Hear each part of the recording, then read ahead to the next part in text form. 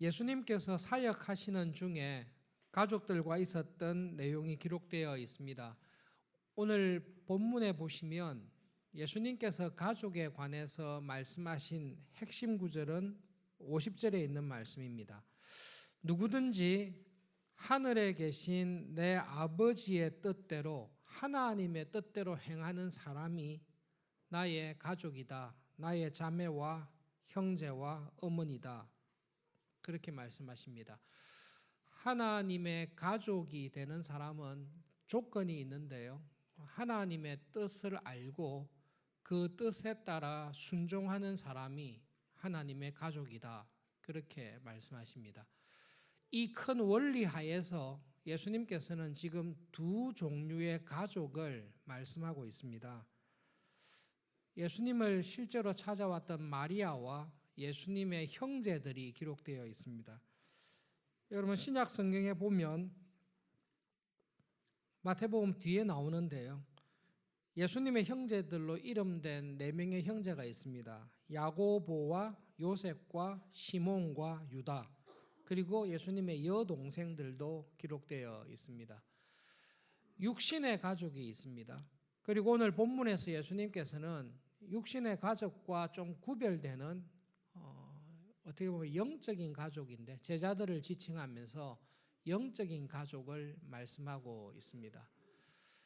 육신의 가족이든 영적인 가족이든 예수님께서 말씀하신 큰 원리는 하나님의 뜻을 따라서 행하는 사람이 하나님의 가족이다 말씀을 합니다. 그래서 오늘 이 말씀을 중심으로 해서 육신의 가족에 대해서 어떻게 행하는 것이 하나님의 뜻입니까?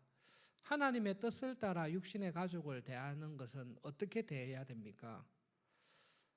하나님의 뜻을 따라 영적인 가족, 교회의 가족들을 대하는 태도는 어떤 태도입니까? 두 가지로 나누어서 생각해 보겠습니다. 첫 번째로 육신의 가족을 대하는 태도입니다. 교인들 중에 불신 가정에서 출석하시는 교인들이 있습니다. 혼자만 신앙생활하거나 가족들이 다 믿지 아니하는 그런 경우가 있습니다. 그럴 때에 불신 가정에서 생활할 때에 여러 가지 어려움을 당할 때가 많이 있습니다.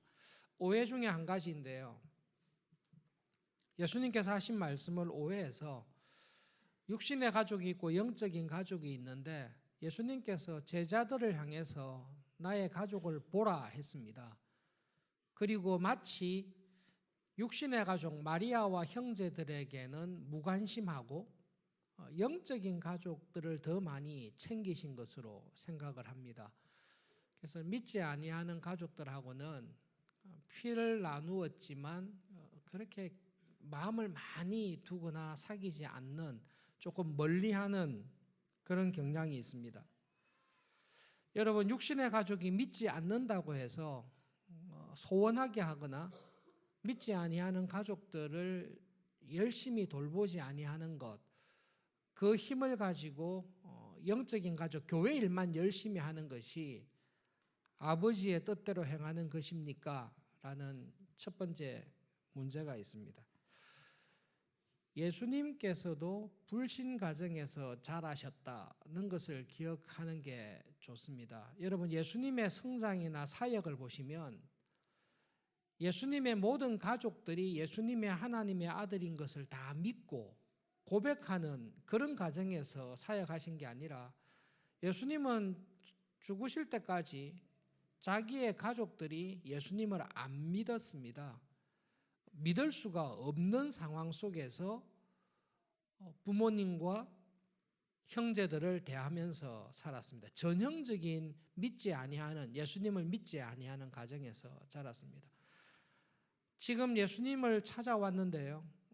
가족들이 예수님께서 조금 이렇게 정신이 나가셨다, 예수님께서 미치셨다라는 소문을 듣고 왔습니다. 바리새인들이 예수님은 귀신 들렸다, 정신 나갔다 그렇게 판단하면서 소문을 퍼뜨렸습니다. 그 이야기를 듣고 걱정이 돼서 지금 예수님에게 찾아온 것입니다. 가족들이 예수님을 믿기가 그 누구보다 어려웠습니다. 생각해 보십시오. 태어날 때부터 장남인 제일 맏형인 예수님과 함께 자랐습니다. 밥 먹고 놀고 화장실 가고 모든 일을 다 같이 했습니다. 목수로서 나이 30이 될 때까지 집안에서 일을 하면서 예수님과 함께 지냈습니다. 근데 큰형님이 나이 30쯤 돼서 갑자기 하나님의 일을 좀 해야 되겠다라고 집을 나갔습니다. 동생들에게 잘했겠죠. 뭐 포악하게 하지는 않았겠죠. 근데 형님이 30쯤 일을 시작하시는데 말씀도 잘하시고 놀랍게도 기적도 많이 일으키십니다. 기뻤겠죠. 와, 형님이 몰랐던 면이 있구나. 그까지는 좋은데 어느 날 형님이 내가 살아계신 하나님의 아들이다. 내가 메시아다. 그렇게 이야기하는 것을 들었을 때 여러분 아무리 가족이라 할지라도 어릴 때부터 자라온 걸 아는데 형님이 내가 하나님의 아들이고 내가 메시아다. 그렇게 이야기하는 것은 가족들이 받아들이기 어려웠을 것입니다. 못 믿는 거죠. 형님이 너무 가셨구나. 너무 많이 갔다. 정신이 조금 이상하게 된 게 아닌가. 안 믿는 형제들로서는 분명히 그런 염려가 되어서 찾아왔습니다. 예수님은 십자가에서 죽으실 때까지 형제들이 예수님을 믿지 않았습니다. 그런데 그런 믿지 아니하는 가족을 대하는 예수님의 모습을 보시면 나를 안 믿으니까 나는 이 가족을 이제 떠나서 관계를 끊고 내 할 일만 해야 되겠다. 그렇게 하시지는 않습니다. 하늘에 계신 내 아버지의 뜻대로 행하는 사람이 하나님의 자녀입니다.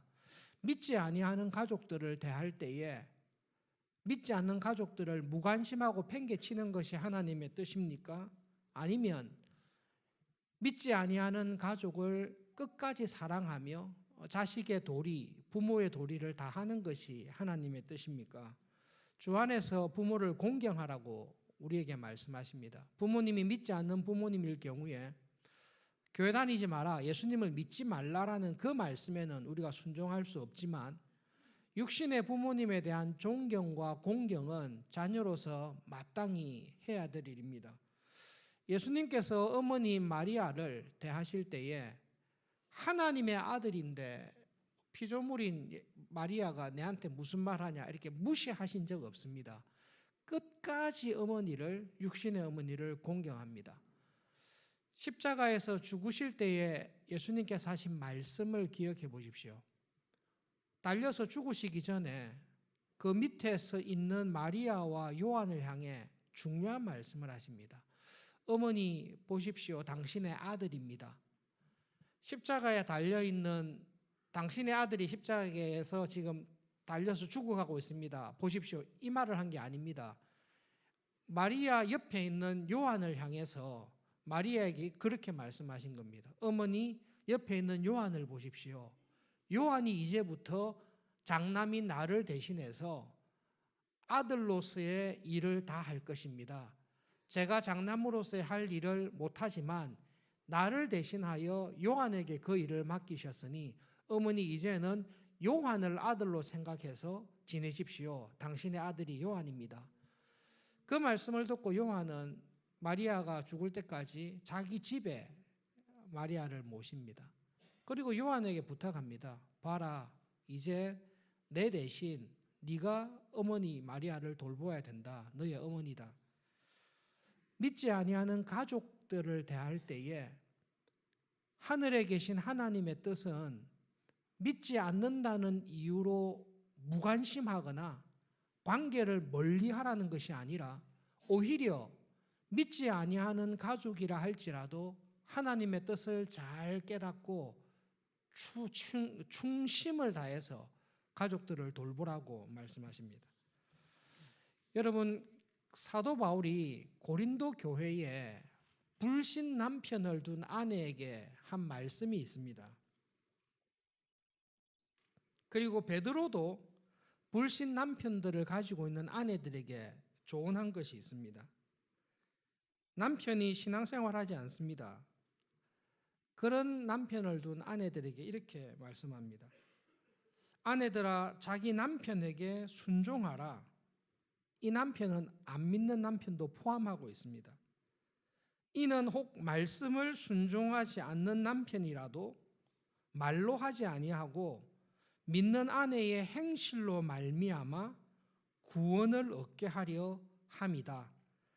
믿는 아내들이여, 너희들이 두려워하고 정결한 행실을 통해서 남편이 믿음 생활할 수 있도록 잘 돌보도록, 남편을 섬기도록 하라. 그것이 짝믿음, 불신 가정에서 생활하는 교인들을 향하신 하나님의 뜻입니다. 한국 교회에 제사라는 문제가 있었습니다. 그것이 한국 교회에 우리들 속에 믿지 아니하는 가족과 친척들에게서 분리되는 역할을 많이 했습니다. 그러나 하나님의 뜻은 우리가 제사할 때 제사상에 절언하지 않지만 베드로를 통해 주신 말씀을 보면 믿지 아니하는 가족들이 우리들에게 이렇게 말을 해야 됩니다. 내가 예수님을 믿지 않지만 예수님을 믿는 당신의 행실을 보니 참 착하고 좋습니다. 당신이 믿는 그 하나님이 어떤 분이신지 내가 알고 싶습니다. 그런 착한 행실을 남편에게 보이라는 말씀입니다. 제사를 지내는 친척들이 제사를 지내지 않고 믿음으로 살아가는 우리의 행실을 보고 너는 정말 제사 때 절은 안 하지만 가족들이 다 모일 때 너 같은 친척은 꼭 오면 좋겠다. 네가 하는 착한 행실이 우리에게 큰 유익이 된다. 그런 모습을 보이면서 살아라. 그것이 예수님께서 우리들에게 보여주시는, 말씀하시는 것입니다. 여러분, 예수님의 삶을 보실 때 말씀하신 것이 기록으로 많이 남아 있습니다. 그런데 말씀하신 것과 똑같이 크게 중요한 것은 예수님께서 성육신 하셔서 실제로 어떻게 살았는지를 보는 것입니다. 동생들이 믿지 않고 시비를 겁니다. 메시아면 6월절에 올라가서 메시아란 걸 보여야 되지 않습니까? 이렇게 이야기합니다. 그럴 때 예수님께서 동생들이 이해 못하는 것을 다 이해하시고 참으십니다. 끝까지 다 용납하십니다. 예수님께서 죽으실 때까지 가족들이 믿었다라는 기록이 없습니다. 그거는 제자들도 마찬가지입니다. 예수님께서 십자가에서 죽으실 때까지 제자들이 예수님이 정말로 하나님의 아들인 것을 확실하게 믿었다. 흔적은 있지만 그런 게 없습니다. 그러나 예수님께서는 믿지 아니하는 동생들과 가족들을 하나님의 뜻을 따라서 사랑하고 용납하고 돌보면서 지냅니다. 예수님의 동생들 이름이 나와 있는데요. 신약 성경에 야고보서가 있습니다. 예수님의 제자인 야고보가 일찍 순교한 것을 우리는 알고 있습니다. 그래서 야고보서는 예수님의 제자인 야고보가 쓴 책이 아닙니다. 예수님의 동생인 야고보가 쓴 책이 야고보서입니다. 신약 성경에 짧지만 유다서가 있습니다.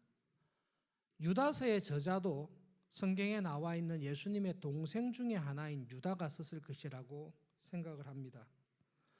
믿지 아니하는 가족들에게, 사람들에게 어떻게 대해야 됩니까?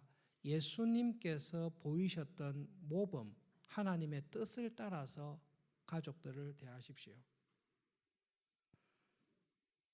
목회를 하는 친구에게서 들었던 실제 있었던 일입니다. 교회 일에 참 충성하시는 집사님이 계십니다. 교회 일에 빠지지 않습니다. 그런데 남편은 믿지 않습니다. 신방을 가게 됐습니다. 남편이 했던 말이 이것입니다. 우리는 아내가 종일 일주일 내내 교회에서 봉사하는 거 상관없습니다. 집에 있으면 오히려 잔소리하고 귀찮게 하고 우리를 좀 괴롭히기 때문에 교회에서 아내가 일주일 내내 봉사해도 좋습니다. 그 목사님이 심각하게 듣고 그 집사님에게 말씀을 드렸습니다. 집사님이 그 말씀을 듣고 하나님의 뜻이 하나님의 뜻대로 행하는 사람이 하나님의 가족이고 자녀인데 내가 하나님의 뜻을 따라 행하지 못했구나. 믿지 아니하는 남편과 아이들에게 경건의 모범을 착한 행실을 보여야 되는데 그렇게 하지 못했다라는 것을 스스로 깨달으시고 회개하여 삶을 크게 바꾸었다라는 이야기를 실제로 들은 적이 있습니다. 예수님께서는 누가 나의 가족들이냐? 하늘에 계신 하나님의 뜻대로 행하는 사람이 하나님의 가족입니다. 특별히 믿지 아니하는 불신 가족들과 함께 지내는 교인들은 마음에 꼭 기억하십시오. 예수님도 불신 가족들과 함께 사셨습니다. 그러나 그들을 끝까지 사랑하시고 장남으로서, 형으로서, 자녀로서 해야 될 일들을 성심껏 다 하면서 살아가셨습니다. 제자들을 향해서 두 번째로 영적인 가족이 있다라는 것을 말씀하십니다. 어떤 점에서는 육적인 가족보다 영적인 가족 간의 유대가 더 본질적이고 더 친밀한 가족이다라는 것을 예수님은 말씀하고 계십니다. 우리의 신앙생활을 통해서도 경험합니다. 집에서는 아무도 내 신앙을 믿음으로 사는 것을 이해하지 않습니다. 오히려 오해와 환난과 핍박만 있습니다. 그런데 교회에 오니 혈연은 전혀 없지만 나의 믿음을 이해하고 하나님의 뜻대로 살려고 하는 나를 한없이 격려하고 도와주는 가족들이 있습니다. 피를 나눈 가족보다 더 가까운 가족이 교회에 있습니다. 그 교회, 새로운 영적인 가족을 어떻게 가족으로 대하면서 살아야 하는가? 하나님의 뜻이 무엇인가? 예수님께서 보여주십니다. 제자들을 지목하시면서 나의 가족이라고 하셨습니다. 복음서를 쭉 보시면 예수님께서 제자들과 지내는 시간이 많아지고 그들을 알아가면 알아갈수록 예수님은 기대하는 바도 크지만 사실은 제자들에 대한 실망이 훨씬 더 커집니다. 공생애가 마치고 십자가에서 죽으실 날이 임박했음에도 불구하고 하나님의 뜻을 향해 함께 모인 영적인 가족인 제자들은 예수님의 마음을 이해하지 못하고 다른 마음을 품고 있었다라는 것을 성경은 이야기합니다. 예수님께서 예루살렘에 올라가서 성공하시면 누가 좌우편에 앉을까? 그것이 제자들의 최고의 관심사였습니다. 누가 높은 제자인가? 누가 더 높은 자리에 앉아야 될 제자인가? 거기에 대해서 관심이 다가 있었습니다. 여러분, 교회에서든 사회에서든 인간관계 속에서 제일 어렵고 힘든 것이 있는데 배신을 당할 때 그렇습니다. 모르는 사람에게 배신을 당했을 때도 쉽지 않지만 정말로 믿었던 사람에게 배반을 당하거나 배신을 당할 때 그 상처는 극복하기가 굉장히 어렵습니다. 예수님께서 사람들에게 제자들을 지목하시면서 나의 가족을 봐라, 영적인 가족을 봐라고 이야기를 했습니다. 그 제자들이 예수님을 보기 좋게 배신했습니다. 다른 사람은 다 배신하고 배반할지라도 우리는 절대로 예수님을 배신하거나 배반하지 않습니다. 장담하면서 약속했던 제자들이었습니다. 한 사람도 빠짐없이 배신하고 배반하여 떠났습니다. 그런 제자들을 예수님께서 나의 가족이라 말씀하십니다. 그리고 자기를 배신하고 저주하고 부인하고 떠났던 제자들을 사랑하시되 끝까지 사랑하셨다.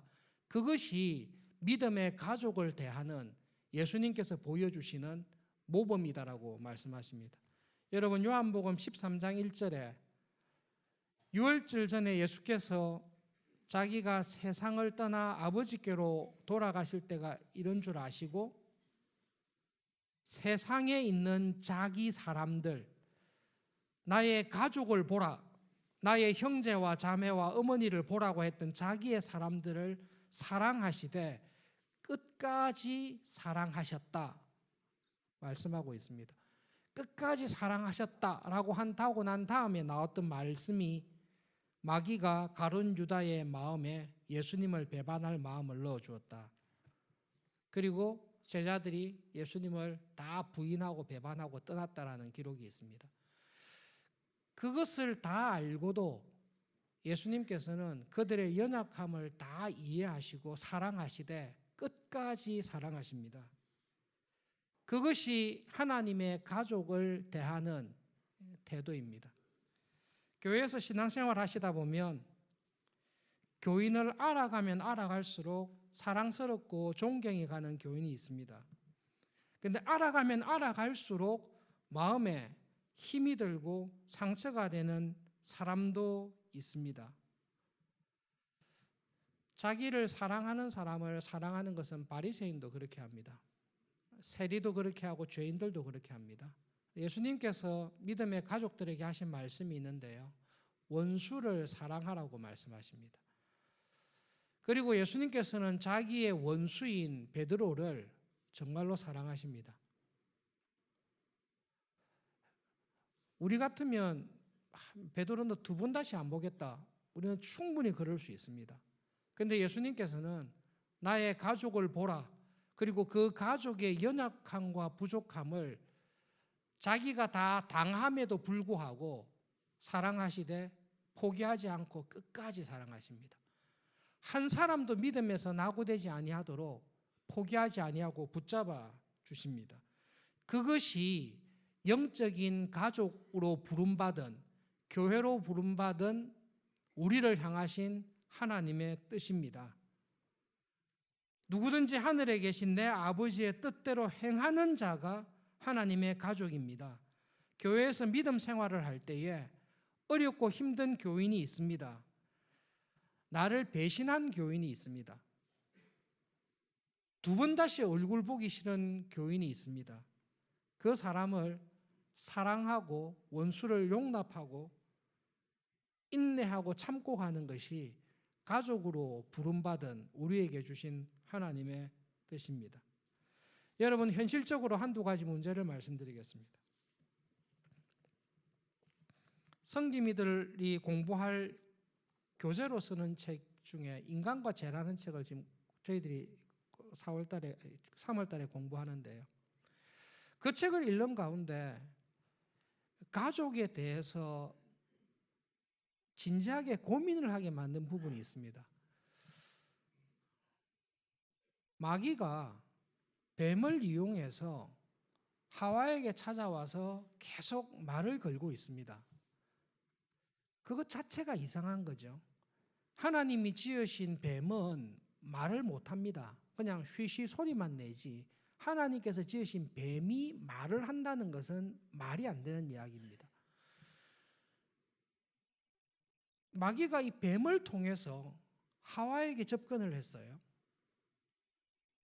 근데 뱀이 말을 하는 거예요. 하와에게 신기한 거죠. 하나님께 지으신 피조물인데 이게 말을 하네. 근데 이 말하는 게 점점 깊어지는 거예요. 마귀가 아내인 하와에게 찾아와서 아담과 이야기 나누지 아니하는 마귀와 하와가 대화를 더 깊게 해요. 근데 나중에 어느 지경까지 가는가 하면 하와는 하나님께서 남편을 통해 들었던 하나님의 말씀보다 뱀을 통해 자기에게 와서 유혹하는 마귀의 말을 더 믿게 되는 자리까지 하와가 지금 끌려가고 있습니다. 근데 신기한 것은 아담이 그것을 몰라요. 방치했거나 모르고 있습니다. 결국 하와가 말하는 뱀을 통해 자기에게 접근한 마귀의 시험에 하와가 완전히 넘어갔습니다. 그렇게 되니 아담도 당연히 넘어가게 되죠. 가족입니다. 가족인데 지금 아내가 내 자녀가 누구의 말에 귀를 기울이고 있는지, 신앙생활을 어떻게 하고 있는지, 믿음 생활을 어떻게 하고 있는지 가족이라고 하는데 전혀 모릅니다.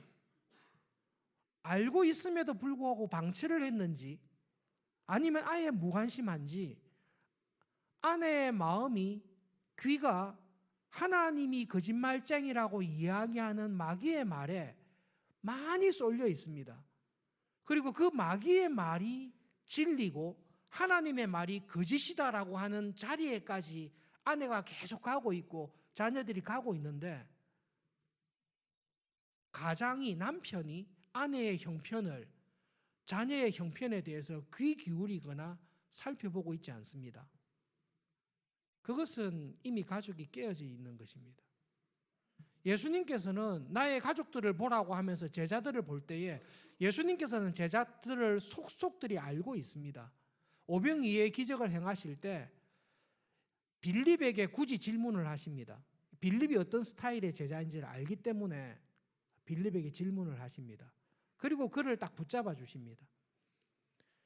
야고보와 요한의 별명을 지어줬습니다. 너희들은 우레의 아들이다. 천둥번개의 아들이다. 왜냐하면 너희들 성질이 너무 안 좋아서 사마리아 사람들이 예수님 오는 것을 막으니까 야고보와 요한이 예수님께 이야기했습니다. 예수님, 저희들이 기도해서 하늘에서 벼락을 내려서 이 마을 사람들을 다 죽여버리겠습니다.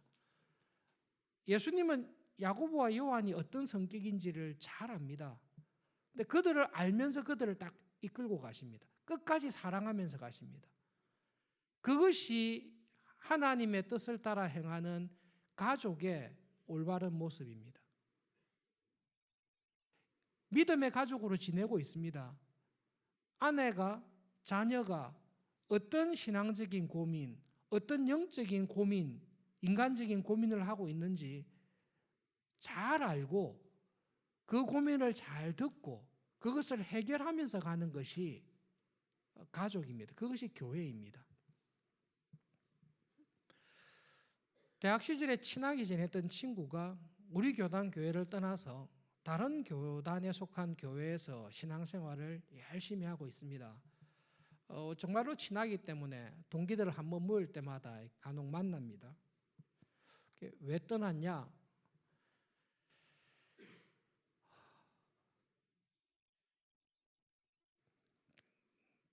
그 친구가 자기가 입으로 이야기했기 때문에 녹화돼도 친구가 시비는 안 걸 것 같아요. 왜 떠났냐?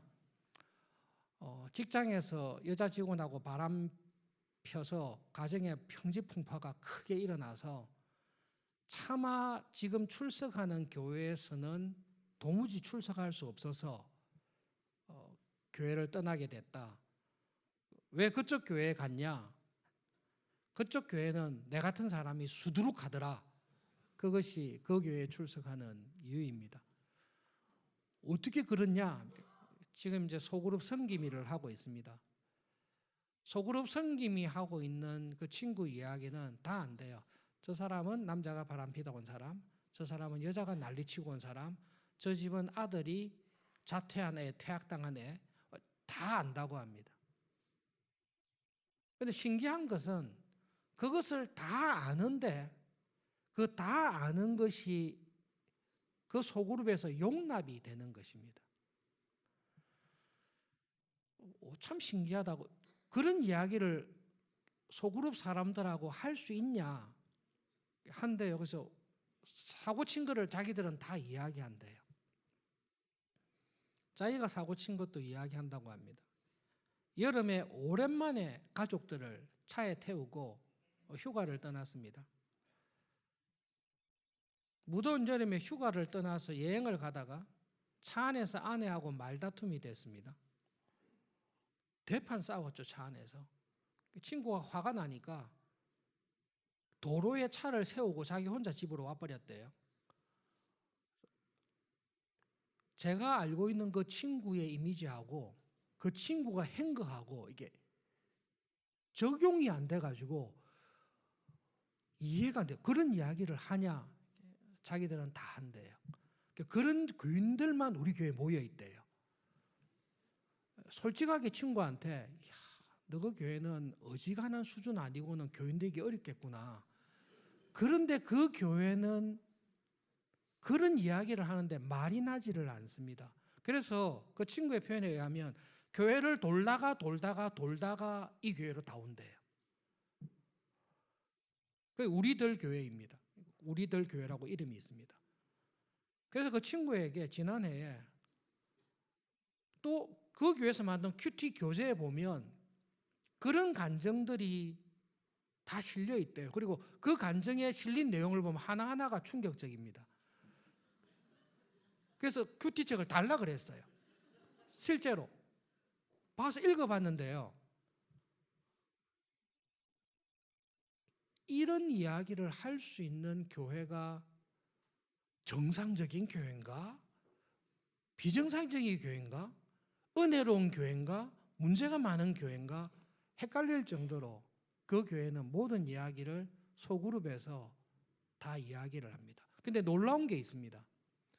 그런 이야기를 함에도 불구하고 가십거리, 그러니까 뭐 이렇게 저 집안은 저렇대, 저 남편은 누구, 저런 사람이래, 그게 아니라 그렇게 이야기한 남편과 아내와 자녀의 문제를 자기의 것으로 생각하고 그 교회에 있음으로 말미암아, 그 교회 소그룹으로 있음으로 말미암아 용납되면서 함께 나가는 은혜가 있는 것은 확실합니다. 그래서 그런 상처가 있는 사람들이 저 사람도 개판이고 나도 개판이니까 개판으로 살자 이런 쪽으로 가는 게 아니라 내가 정말로 이렇게 개판처럼 살고 있는데 이 아픔을 저쪽이 이해를 하구나. 그리고 비난하지 않고 이 아픔을 그대로 안아주면서 믿음의 가정으로 살아갈 수 있도록 붙잡아 주구나. 그것이 그 교회의 특징입니다. 여러분, 형제 자매가 일이 있습니다. 다른 사람은 욕할 수 있습니다. 그러나 나의 형제와 자매면, 나의 부모님이면 그것은 내가 안고 가는 것이 가족입니다. 예수님께서 하늘에 계신 내 아버지의 뜻대로 행하는 사람이 하나님의 가족이다 말씀하시는데요.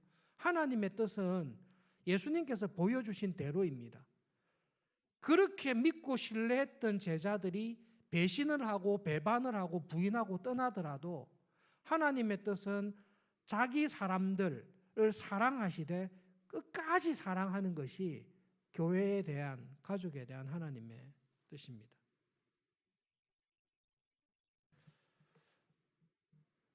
우리 교회의 소그룹으로 모이면서 우리가 하나님의 가족으로, 따뜻한 가족 공동체가 교회입니다. 교회가 원래 그렇습니다. 그런 교회가 되기 위해서 우리가 올 한 해 더 많이 기도하고 애쓰고 있습니다. 옆에 있는 우리 소그룹에 있는 교인의 어려움에 대해서 무관심하거나 무슨 고민을 하고 있는지에 대해서 신경을 쓰지 않는다면 그것은 하나님의 뜻이 아닙니다. 아담의 결정적인 실수는 자기 혼자 잘한 것입니다. 아내가 지금 어떤 상황에 누구를 만나서 어떤 시험에 들고 있는지를 아담이 챙기지 않아서 아내뿐만 아니라 온 인류가 타락하는 비참한 자리에 들어가게 된 것입니다. 가족은 서로 돌보게 되어 있습니다. 소그룹에 있는 식구가 있는데 어려움을 이야기를 하지 않습니다. 억지로 할 수는 없죠. 말할 수 없으니까 어떤 일이든 안 하죠. 그러나 우리가 하나님의 뜻을 행하는 교회 공동체로 살아간다면 섬기는 눈으로 잘 살피셔야 됩니다. 그래서 이 소그룹에 와서, 교회에 와서 나의 아픔을 이야기하는 것이 내가 이 어려움을 견딜 수 있고 이길 수 있는 힘을 공급받는 참 하나님의 가족과 같은 공동체가 되도록 하는 것이 하나님의 뜻입니다. 그런데 그런 사랑을 어디서 받지요? 우리한테 없는데. 친구하고 이야기하면서 제일 신기했던 것은 그 교회는 그게 된다라는 것입니다. 왜 될까? 여러분, 하나님의 은혜입니다. 예수님께서 우리에게 새 계명을 너희에게 주노니 서로 사랑해라. 내가 너희를 사랑한 것처럼 너희도 서로 사랑해라. 이것이 하나님의 예수님의 뜻입니다. 예수님께서 옆에 있는 우리 소그룹에 있는 정말로 꼴보기 힘든 가족과 친척들을 사랑하라고 하는데 예수님께서 나를 사랑하신 것처럼 예수님께서 나에게 주신 그 사랑을 가지고 사랑하라고 말씀하십니다. 내 안에 있는 사랑으로 사랑하라고 하지 않습니다. 나를 사랑하신 그 사랑을 가지고 사랑하라고 하시는데 예수님은 자기를 배신한 사람을 넉넉히 사랑하시는 분이십니다. 결론적으로 오늘 말씀을 생각하면서 우리의 삶을 돌아보도록 하겠습니다. 여러분 혹시 가족들 가운데 믿지 아니하고 신앙생활을 박해하거나 조롱하는 그런 가족들이나 친척이 있습니까? 하나님께서 우리에게 말씀하신 뜻은 너희들의 착한 행실을 통해 하나님께 영광을 돌리게 하라. 그것이 세상에서 불신자들에게서 믿지 아니하는 사람들과에 대할 때 신자가 해야 될 일입니다. 우리는 그들을 무시하거나 그들에게서 분리됨으로써 사는 게 아니라 그들 가운데 들어가서 생활하되 믿음의 안에에 경건하고 아름답고 섬기는 착한 행실을 통해 믿지 아니하는 남편을 술을 마시고 다른 세상의 문화를 따라 살아가는 불신자들 속에 들어가 우리의 착한 믿음의 행실을 통해 우리가 하나님의 가족이고 그들도 하나님의 가족의 이런 교회로 오기를 원하도록 하는 것이 하나님의 뜻입니다. 세상을 피하지 말고 세상을 떠나려고 하지 말고 세상에 둔 빛으로 소금으로 들어가는 것이 예수님께서 우리에게 주시는 명령입니다.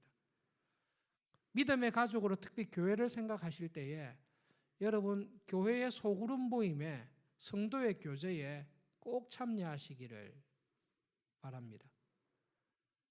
소그룹 모임 들어갔더니 부담스럽고 어렵고 그런 은혜스러운 소그룹이 아닐 수 있습니다. 그러나 거기서부터 시작해서 정말로 어려움을 함께 나누고 나의 약함을 있는 모습 그대로 받아주고 서로가 상처를 받고 힘들더라도 예수님께서 나를 용납하시고 예수님께서 나를 참아주시는 그 사랑으로 함께 가족과 같은 공동체를 교회를 이루어가는 것이 우리를 향하신 하나님의 뜻입니다. 그리고 그 뜻대로 행하는 사람을 예수님께서 나의 형제요 자매다 그렇게 말씀하십니다. 믿음 생활하는 형제와 자매들 가운데 신앙생활이 계속 떨어지는 사람이 있습니다. 대학부 때 청년부 때 교회생활 열심히 했는데 결혼하고 난 이후에 예배만 참석하고 또는 예배도 참석하지 않고 살아가는 친구가 있습니다. 그 친구를 보고 있습니다. 예배 시간에 딴짓하고 예배를 통해 주시는 은혜를 거부하는 모습을 계속 보고 있습니다.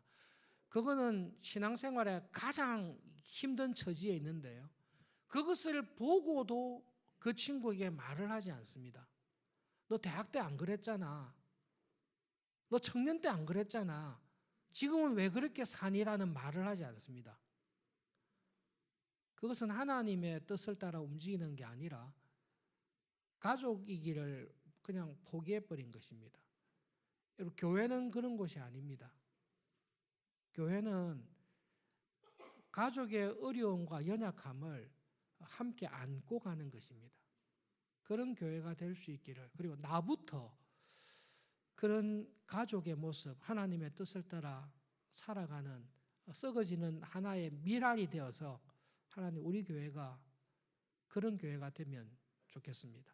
친구가 다녔던 교회에 모든 교회에서 적응 못했던 사람들이 와서 위로를 얻고 가정을 회복하고 삶을 회복하는 은혜와 용기를 얻듯이 서울중앙교회도 우리도 하나님의 은혜 안에서 그런 교회로 자라갈 수 있도록 우리를 통해 은혜 주시도록 기도하면 좋겠습니다.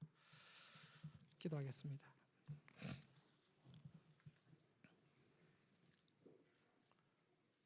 하늘에 계신 하나님의 뜻을 알고 그 뜻에 순종하며 행하는 자가 나의 가족이다라고 예수님 말씀하셨습니다.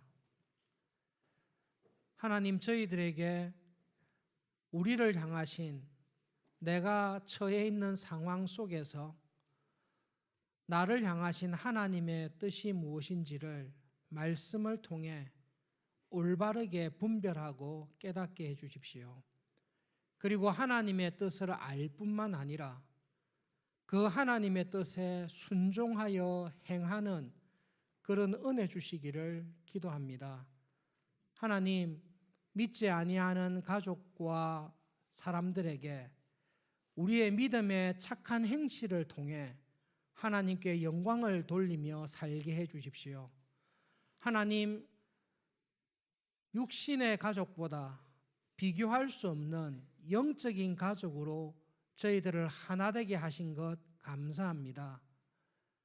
말뿐이 아니라 실제로 우리 교회의 소그룹이 하나님의 한 가족으로 서로의 아픔과 연약함을 감싸주며 한 가족으로 믿음으로 살아갈 수 있도록 격려하며 살아가는 사랑과 따뜻한 은혜가 충만한 교회가 되도록 축복해 주십시오.